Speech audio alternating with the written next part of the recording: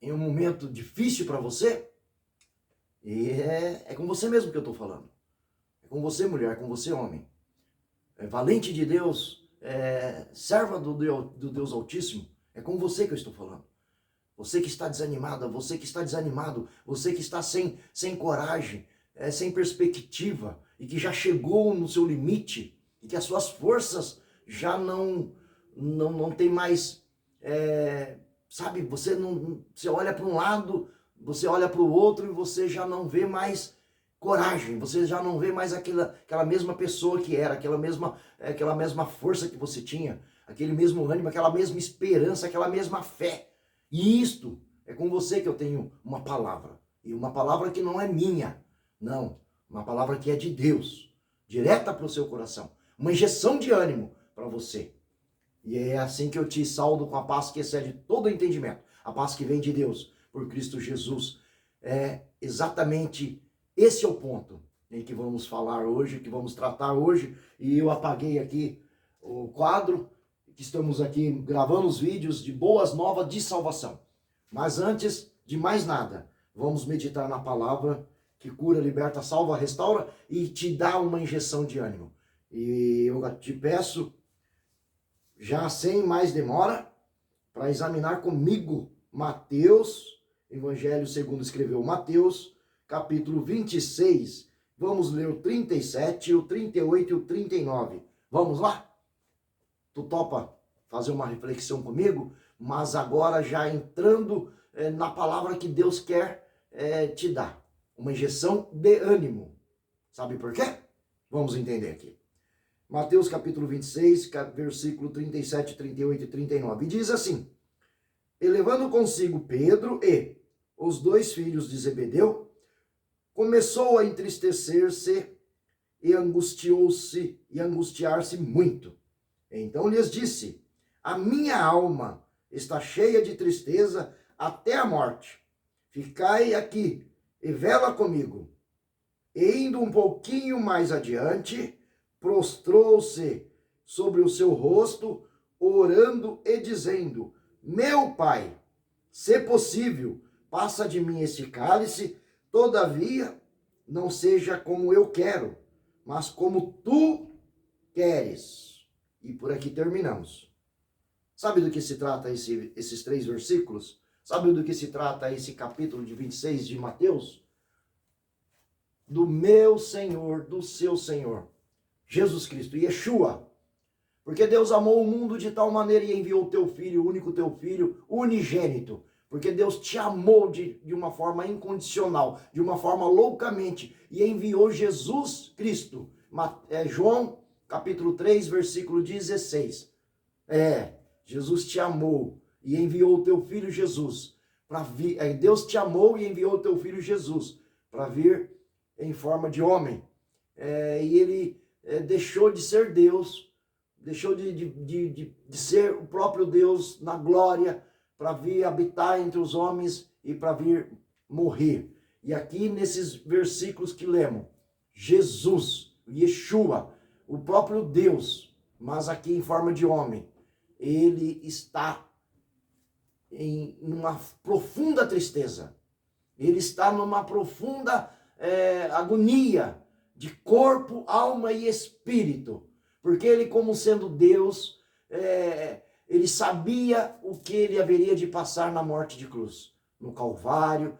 Então todo o desprezo, todo o povo contra ele, o povo que ele curou, o povo que ele libertou, o povo que ele deu vista, o povo que ele deu ouvido, o povo que ele, enfim, tantos milagres, tantos sinais, prodígios e maravilhas. Ainda assim, esse povo estava prestes a crucificá-lo, porque era profecia, porque estava no projeto, no plano perfeito de Deus, nas boas novas de salvação, e ele haveria de passar por tudo isso. Porém, ele como homem, ele chora aqui. Vamos ler de novo. Ele levou, tá? Uma coisa eu vou te dizer. Seja ombro de alguém. Ofereça o teu ombro. Ofereça, eu vou te falar para você. Não desanime. Não perca as suas esperanças, não perca a tua fé. Eu vou falar para você, mulher, eu vou falar para você, homem. Continue firme. Busque, se fortaleça no Senhor teu Deus. E se ajoelhe aí agora. E fala, Deus, eu preciso de força, eu preciso de ânimo, eu preciso de coragem, eu preciso das suas misericórdias. E se você não tiver palavras para falar, chore. Porque Ele vai colher o teu clamor. Ele vai colher a tua lágrima.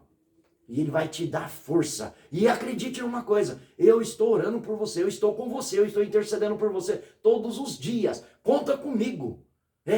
Se precisar do meu ombro para poder chorar, para poder se lastimar, né? Se o que você precisar, eu estou aqui para te ajudar. O que eu puder fazer por você, eu vou fazer. Conte comigo.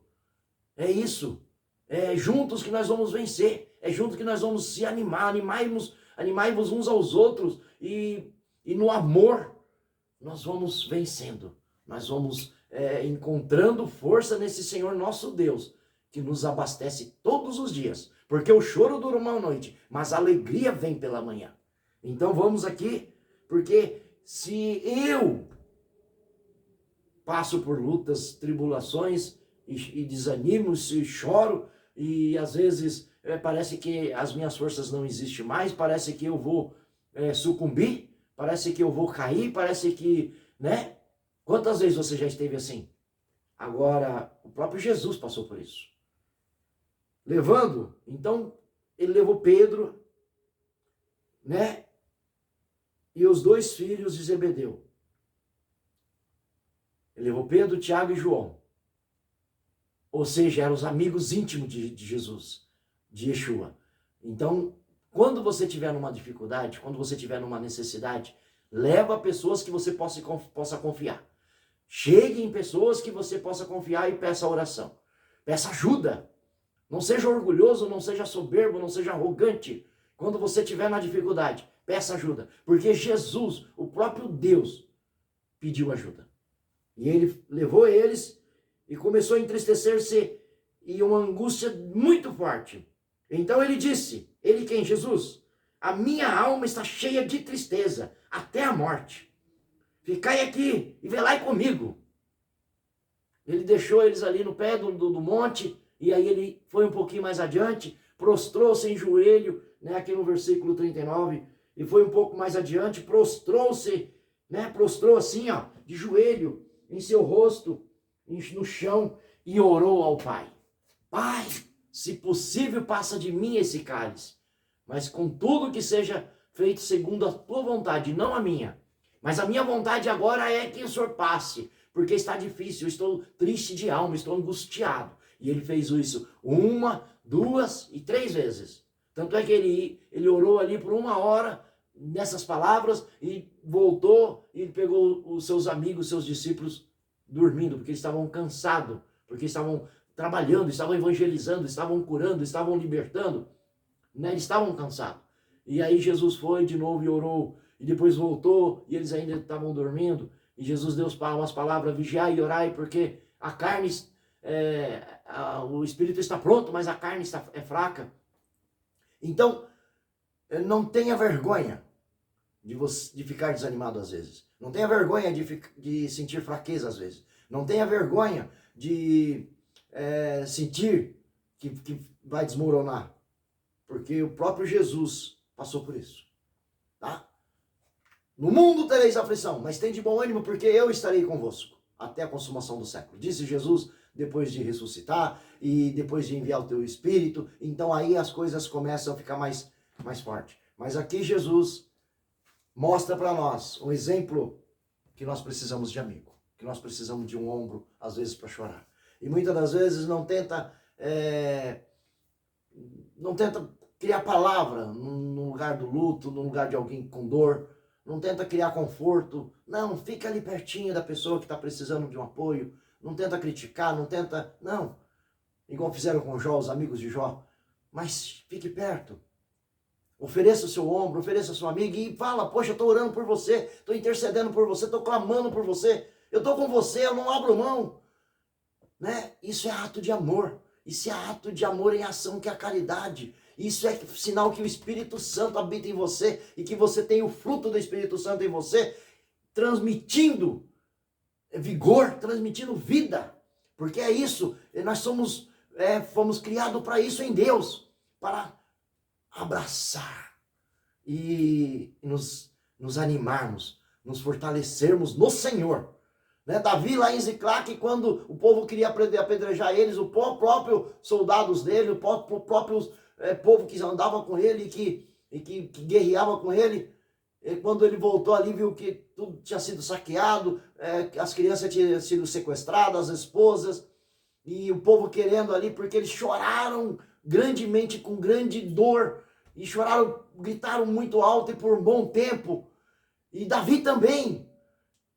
Mas Davi, ele olhando todo aquele cenário, ele resolveu animar no Senhor teu Deus. Ele resolveu animar em Deus e ele fez uma oração mais simples que possa se fazer. Senhor, se tu está comigo, me fala, eu vou alcançar esse povo, eu vou achar esse povo, o Senhor está comigo, o Senhor vai comigo. Então quando você conhece o teu Deus, quando você sabe que esse Deus, que é onisciente, onipresente, onipotente, soberano e que nada é impossível para ele, que todas as coisas cooperam para o bem daqueles que amam a Deus. E se você ama esse Deus, anime nesse Senhor teu Deus, pois ele vai te dar força. E juntos nós vamos vencer. Tá? Eu te aviso mais uma vez, você não está sozinho. Você pode contar comigo. E eu quero contar com você também quando eu precisar. Tá bom? E mais ainda, conte com o Senhor teu Deus, com Yahvé, Yeshua e o Jeová. Porque ele nunca vai te desamparar. Ele nunca vai te deixar. Você pode deixar os caminhos do Senhor, mas ele nunca vai deixar de te amar. Ele nunca vai deixar de te amar loucamente. Nunca vai deixar de ser quem ele é. Tá? Às vezes o pecado nos afasta de Deus. Às vezes nós deixamos de ouvir Deus porque damos ouvidos às outras vozes. Damos ouvidos e gastamos nosso tempo em outros afazeres, com outros tipos de coisas. Né? Com redes sociais, com Instagram, com Facebook, com joguinhos, e deixamos de louvar a Deus, deixamos de orar, deixamos de prostrar, deixamos de ir à palavra, mas deixamos de ir a culto, né? E então estamos dando ouvido a essas outras vozes. Mas se nós formos para os pés do Senhor, ainda que nós não tenhamos força de falar, de clamar, de suplicar, mas só de prostrar, ele vai ver do alto céu e ele vai vir nos abastecer com a tua graça maravilhosa, com a tua misericórdia duradoura e vai nos salvar. Mas juntos nós precisamos unir força. E vamos aqui continuar falando do amor de Deus. Então, o grande plano da salvação. Né? E porque Deus amou o mundo de tal maneira e deu teu Filho unigênito, para que todo aquele que nele crê não pereça, mas tenha a vida eterna. João, qual que está aí? Lembra? João 3,16, é isso mesmo? Confere aí na tua Bíblia. João 3,16.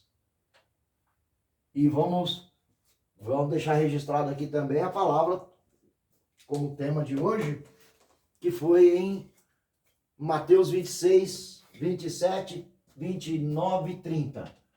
Mateus 26, versículo 29, 30. Não é do 27, né? 27, 28. E por aí vai. Se puder ler o capítulo inteiro, é muito bom. Ele estava ali próximo de ser crucificado. Sabia o que esperava ele. Sabia que ele tinha vindo. E tamanha foi a dor que ele sentiu. Ele chorou gotas de sangue. Pelo teu pecado, pelo meu pecado, morreu por nós, para nos dar a vida eterna. Mas isso já passou. Ele já ficou triste, ele já chorou, ele já sofreu, mas ele venceu. Ele morreu e ficou 3 dias no seio da terra e venceu a morte. Pegou a chave da morte e disse: ó morte, onde está a tua vitória? ele venceu e senta à destra de Deus. E ele já enviou o teu Espírito Santo, que já habita em nós. E se não habita em você, convide, que ele vai habitar em você agora. Então, esse é o grande plano da salvação. E vamos aqui continuar no nosso livreto, meditando, lendo e tentando entender. Tentando entender, não, entendendo. E diz assim: Cristo morreu em nosso lugar. Uma das maiores provas do juízo de Deus contra a iniquidade é a morte física, a separação entre a alma e o corpo. Desde o tempo de Adão até o presente, todas as pessoas são confrontadas com o terrível e inegável realidade que iremos morrer. Romanos 5,12. Então, Romanos 5,12, vamos anotar aqui. Palavra Romanos 5, capítulo 12. Pode examinar aí na sua Bíblia, Romanos 5,12 exatamente vai estar dizendo, né, sobre a realidade da morte. A Bíblia nos ensina que a morte não fazia parte da criação original ou natural. Ao invés disso, ela é um julgamento de Deus sobre as pessoas por causa de seus pecados. A fim de nos salvar do poder da morte, foi necessário que Cristo morresse em nosso lugar. Acabamos de falar, em outros vídeos falamos também. Porque o salário do pecado é a morte, mas o dom gratuito de Deus é a vida eterna. Romanos 6, 23. Vamos registrar também. Romanos 6, 23. Vai gravando aí. Então Jesus clamou em alta voz: Pai, nas tuas mãos entrego o meu espírito. E dito isto, expirou, que é a mesma coisa de morrer. Isso está registrado em Lucas 23, 46. Vamos anotar também.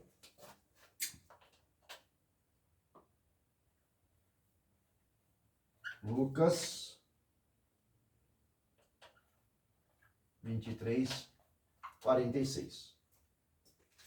Acabamos de falar que ele estava lá sofrendo, próximo, e aqui em Lucas 23, 46, ele já entregou o teu espírito ao Deus soberano. E aí, ele em espírito, ele vai vencer a morte. E ele vence. Ele ressuscita no terceiro dia. Pois também Cristo morreu uma única vez pelos pecados, o justo pelos injustos, para conduzir-vos a Deus, morto, sim, na carne, mas vivificado no Espírito. 1 Pedro 3,18. 1 Pedro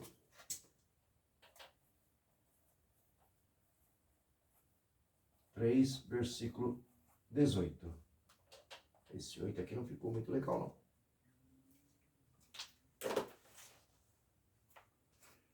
Cristo não morreu como um mero mártir, mas como redentor da humanidade pecadora.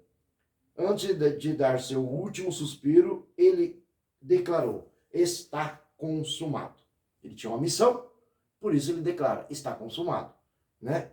Em João 19:30. Vamos também anotar essa palavra.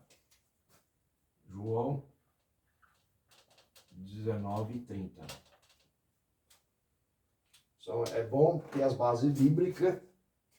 Quando ele afirmou isso, quis dizer que através do seu sofrimento e morte efetuou o completo pagamento pelos pecados daqueles que crê nele. Todo aquele que crê não pereça, mas tenha vida eterna. João 3,16. Você crê que Jesus Cristo morreu pelos pecadores? Te faço uma pergunta. O livro faz uma pergunta. Você crê? Responde aí para você. Se você ainda não acredita, então, por que permanece resistindo à palavra do Deus que não pode mentir? Se você crê, então como essa grande verdade te afeta? Está fazendo outra pergunta. Se você crê que Jesus Cristo é o Filho de Deus e que morreu por você, então agora, se você crê, se isso é positivo, como afeta isso? Como é que isso te afeta?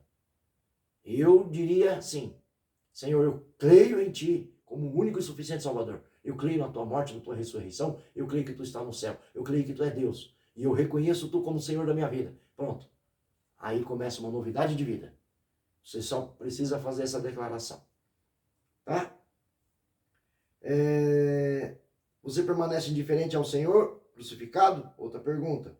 Ou pior, você usa a cruz de Cristo como uma desculpa para viver uma vida perversa e imoral? Outra pergunta. Se a morte de Cristo realmente fez sentido ao seu coração, então você não será mais capaz de viver para si mesmo, mas será interiormente obrigado a viver por aquele que morreu e ressuscitou por você. Aí já afirma, tá? Não é mais pergunta. Uma vez que Deus abrir os seus olhos para ver a sua sabedoria e o poder na cruz, você nunca mais será o mesmo, mas seguirá o Cristo ressuscitado. Vai fazer toda a diferença.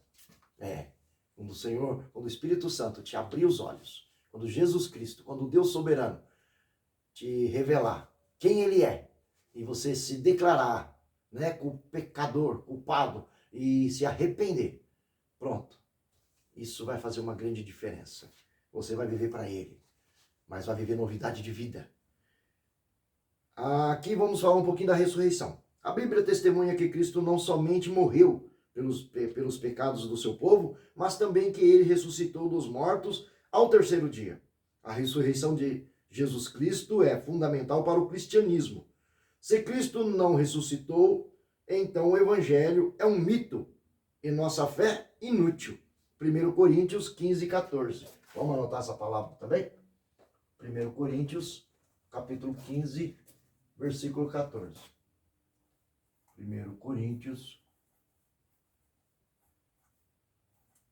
15 e versículo 14.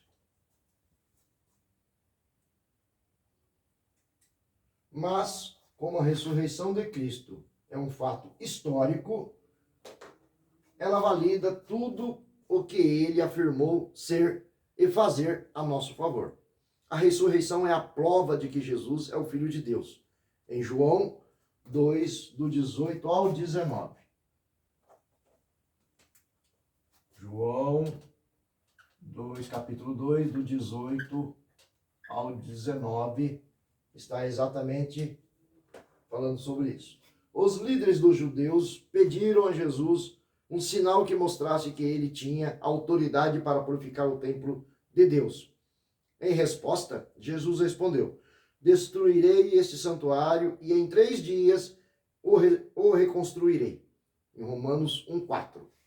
Então, vamos anotar Romanos 1,4 também.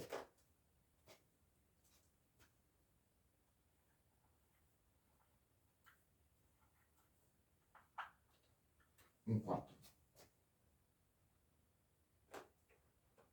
O apóstolo Paulo escreveu que Jesus foi designado Filho de Deus com poder, segundo o Espírito de Santidade pela ressurreição dos mortos. Isso não significa que Jesus se tornou o Filho na ressurreição, mas que a ressurreição foi a comprovação do Pai de que Jesus era o eterno Filho de Deus. A ressurreição é a prova de que Deus aceitou a morte de Cristo como completo pagamento por nossos pecados. Romanos 4:25 diz que Cristo foi entregue por causa das nossas transgressões e ressuscitou por causa das nossas justificação. O significado do texto é que Deus ressuscitou Jesus Cristo porque a morte dele satisfez a justiça divina e assegurou o perdão e o direito de permanecer diante de Deus, estando justificado. Romanos capítulo... Falta anotar aqui. 4, versículo 25.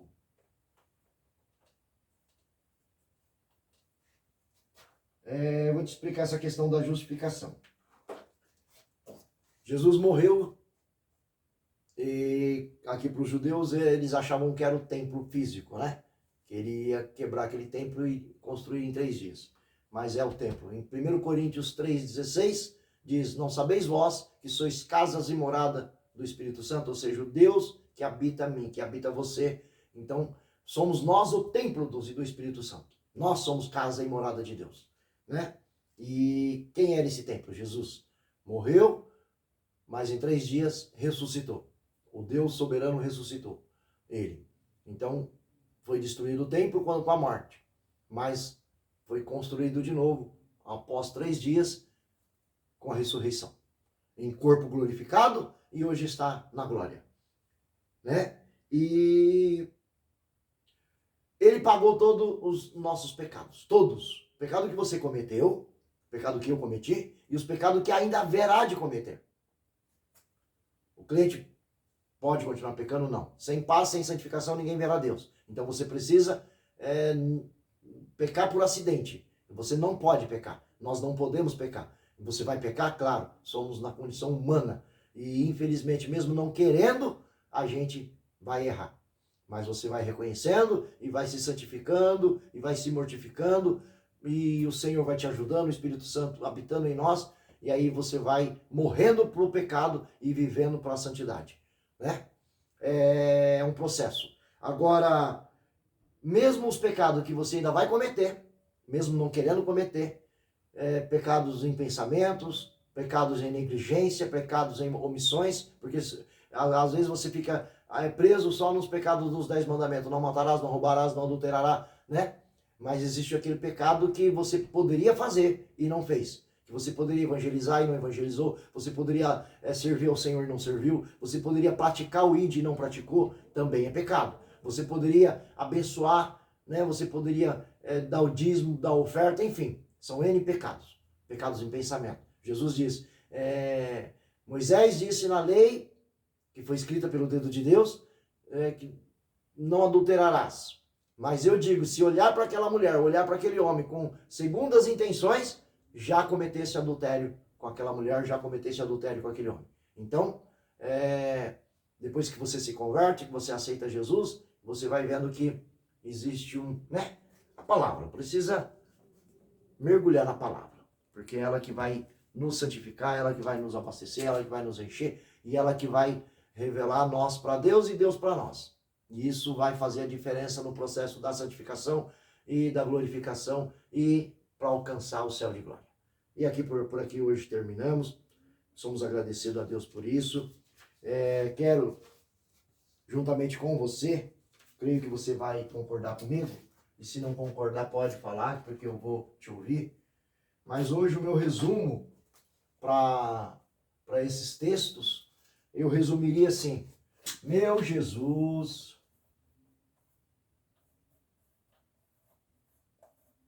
se sacrificou em meu lugar. Pagou nossa... E vou aqui terminar, vou ver se essa vermelha aqui pega. Dívida de pecado. E aqui eu termino em azul, deixando bem justificação. Por quê? Nosso Jesus se sacrificou em nosso lugar e pagou a nossa dívida de pecado, justificando. O que quer dizer isso?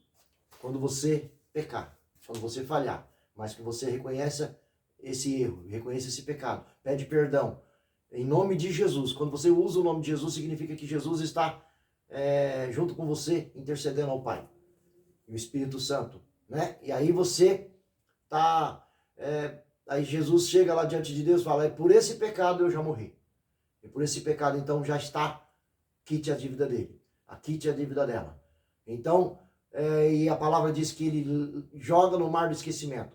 Mas é o quê? Você pede perdão, reconhece e você não volta mais naquele pecado. Para a mulher ali adúltera, quando os fariseus tentou pegar Jesus ali, e ele falou, aquele que não tiver nenhum pecado, que atire a primeira pedra. E desde os mais velhos, ou seja, aquele que tinha pecado mais, eu acredito, que nessa ordem, porque os mais velhos, né? Se eu tenho 50 anos, meu filho tem 13 anos, então quem pecou mais? O de 13 anos ou de 50? É claro que o de 50, porque viveu mais, então pecou mais. Então, desde os mais velhos que tinham mais pecados, começaram a ir embora e até os mais novos, e não ficou ninguém ali a não ser Jesus. E Jesus poderia apedrejar aquela mulher, por quê? Primeiro, que ele não tinha pecado. Segundo, que a lei era autêntica, era a lei de Deus. E quem era Deus? O próprio Jesus, né? Deus Pai, Deus Filho e Deus Espírito Santo. São três em um e vice-versa. Mas ele liberou a graça. Ele, nem eu te condeno, mulher. Vai, né? Ele continua. Nem eu te condeno. Por quê? Ele poderia condenar, poderia apedrejar ela dentro da lei que o próprio Deus pediu para Moisés escrever. Com os dedos de Deus foi escrito. As tábuas dos 10 mandamentos. Mas ele falou, nem eu te condeno. Contanto, vai e não peque mais. Então não é você brincar com Deus, porque Deus é onisciente, onipresente, onipotente, é soberano e ele conhece todas as coisas. Então, quando eu reconheço, eu confesso, eu abandono e não volto mais. É claro que eu vou continuar pecando porque eu estou nessa condição humana. E quando eu me limpar por completo, creio eu que o Senhor já nos arrebata, já nos leva para o reino de glória. Então, vamos buscar essa caminhada, vamos buscar essa santidade, porque esse é o propósito, esse é o desejo do nosso Senhor, que nós nos santifiquemos. Porque sem a paz, sem a santificação, ninguém verá a Deus. Está em Hebreus 4, 12 e 14. Hebreus 12 e 14. E o que nos limpa? Hebreus 4, 12. A palavra de Deus, a Bíblia, viva e eficaz, mais penetrante que uma espada de 2 gumes, que chega ao ponto de separar espírito da alma, juntas e medulas, e é capaz de discernir intenções e pensamento. Ela revela você para Deus e Deus para você. É a palavra que vai te limpar, é a palavra que vai te purificar, é a palavra que vai te corrigir, é a palavra que vai te levar na santidade e que vai te levar para o céu. E assim terminamos esse vídeo. Eu te agradeço por ficar comigo aqui, se você puder, e se te tocou, e eu espero que o Espírito Santo te toque, porque não é por força nem por violência, mas é pelo Espírito Santo de Deus que vai converter o teu coração e fazer você reconhecer o único e soberano Deus como seu Senhor. Tá? Fique na paz, que excede todo entendimento, em nome de Jesus.